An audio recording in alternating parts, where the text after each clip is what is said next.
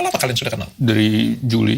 Memang baru ya berarti? Iya, sebenarnya Juli 2025 ini? Iya, sebenarnya udah sama-sama tahu dari lama. Cuman di pas yang intens, maksudnya kayak kita bahas bisnis itu dari Juli.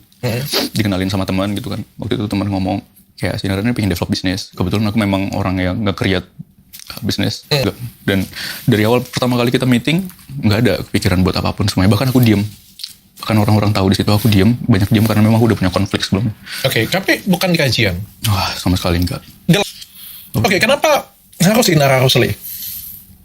Aku ngeliat dia. Kamu dari Juli kan? Ya Juli. Aku cepet banget lo, gila. Aku ngerasa, aku bukan karena dia public figure.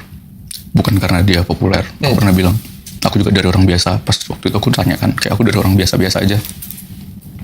Aku bukan orang yang ingin terkenal. Bukan dari kalangan artis. Tapi ada satu hal yang aku lihat, kamu punya nilai agama dan kamu ngerti.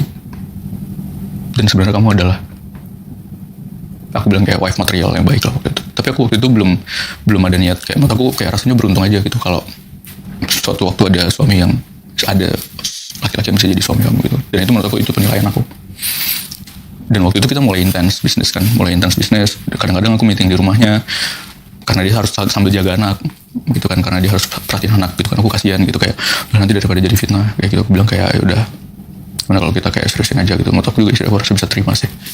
Dulu 2023 dia pernah terima kalau aku bilang aku udah nikah lagi. Jadi aku nganggap kayak, aku berharap juga dari situ sebenarnya kita bisa sama-sama. Itu yang kamu pikirkan dalam diri kamu, bukan apa yang kamu sampaikan dengan Inara kan? Ya. Apa yang kamu pikirkan dalam diri kamu, sepertinya kalau saya menikah dengan dia akan aman karena saya 2023 pernah ngomong dengan istri pertama, dengan si Mawa, bahwa it's okay kayak gitu punya. Kamu mengafirmasi positif diri kamu sendiri. Wah, gokil kamu ya. Kamu nggak bisa menundukkan pandangan kamu kepada Inara Rosli artinya? Sebenarnya bisa, cuman kita sering bareng kan.